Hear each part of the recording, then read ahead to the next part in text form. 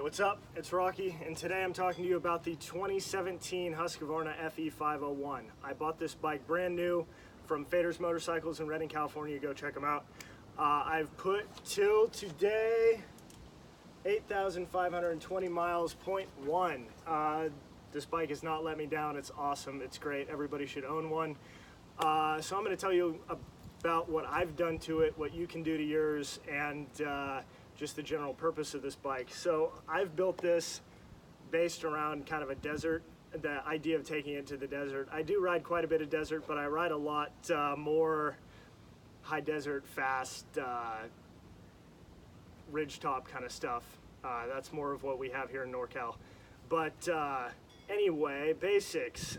The brakes, front brake got bent. I switched to an SRT front rotor. Rear brake, stock rear brake, I went with the Husqvarna factory performance parts shark fin, and if you look closely at it, it's absolutely demolished. So I can only imagine what my rotor would look like if I did not have that.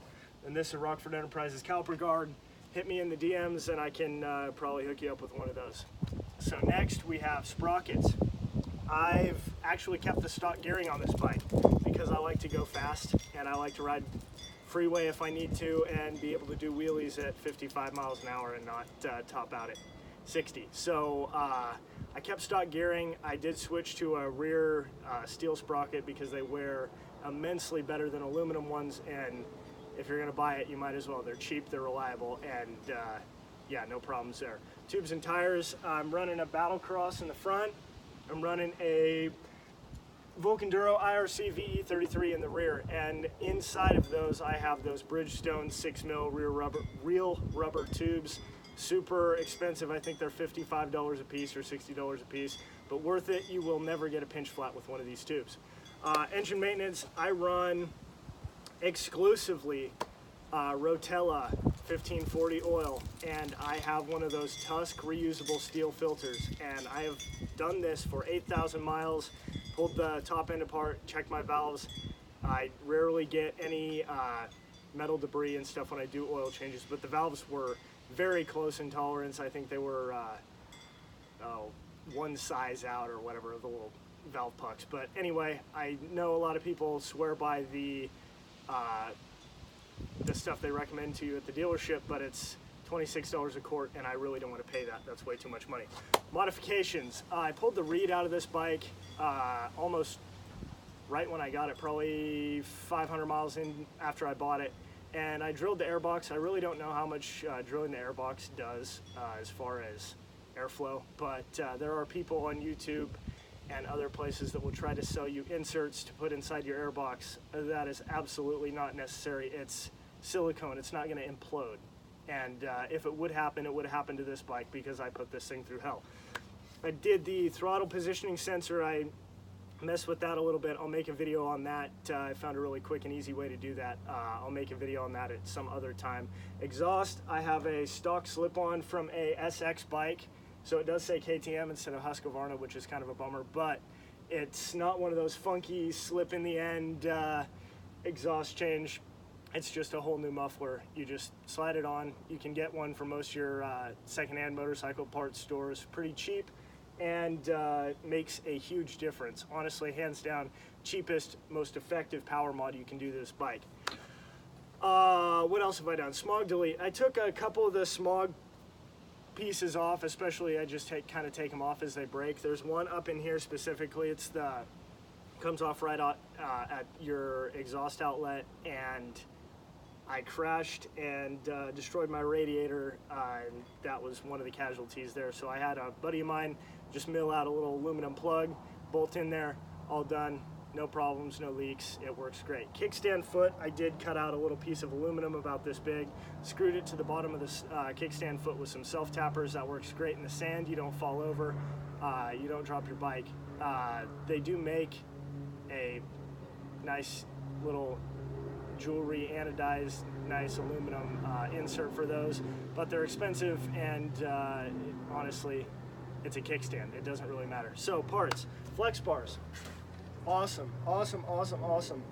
Recommend them to everybody. I actually didn't pay full price for these. That's probably why I do recommend them. I paid 150 bucks secondhand. Barely used, they're awesome. I really like them. I think they immensely help with arm pump and just smoothing out the trail in general. And then I did the Cycra bark busters that go on the flex bars. The only problem is the mounting system with these. I have bent both of these screws. It's not very pleasant. They're just not durable when you are dropping your bike over and over and over in rocks and stuff. So I haven't figured out what I'm going to do about that. Probably make a video about that at a later date. But anyway, I have the Squadron LED headlight by Baja Designs, and this is the Moto-Minded kit, plug and play. Absolutely awesome. No questions, no problems. I would hands down recommend this to anybody because it took about 5 minutes, if that, to install, and it worked. There was no setup, no nothing. Just awesome. The brightest light I can possibly imagine. GPS, I ended up going with a powered mount, and I mounted it straight to a little piece of aluminum right here on my flex bars, so it's up top, it's always charged. I never have to worry about charging it. It locks on here so it doesn't flop around, and it's not going to pop out because of the little screw lock. Then I have radiator guards by Bulletproof Designs. They're awesome. They're bulletproof. I haven't had any problems with them yet, and I've crashed several times with these on there. Tank, I went with a Cherby tank, 3.2 gallon. You gotta have it. That's the first mod anybody should do to their bike. That's the first mod I did. Second mod I did was this Seat Concept seat. Way more comfortable than stock. Worth the money. It's 300 bucks, but definitely worth the money. It's got steering dampener. Awesome. Gotta have one in the desert. Let's see, what else? Sick-ass brake light. So I broke 3 stock ones and then finally decided it's time to try something else, and went with the sick-ass one, and it's still in one piece, hasn't fallen off yet. I think it's because it's so much lighter weight. It really doesn't bounce around quite as much. The final mod I'm going to talk about today is the Recluse. I put that in because these bikes do have a slave cylinder issue, and I wanted a Recluse anyway just to try it out. I really like it. I know some people consider it cheating. I don't think it is because I have short legs, and otherwise I stall and fall over in the corners, and that's not very fun. So at $1,000, again, not cheap, but they are awesome. This particular model, you can keep your clutch lever, which I did because I really like to slip my clutch, use my clutch for downhills, just various things like that. I kept my rear brake. A lot of guys swap those out. Yeah, overall, great bike, awesome bike. No problems, no questions with it. So anyway, definitely go check out Wolf Enduro. Plug the merch, Wolf Enduro, and we'll see you next time. Thanks.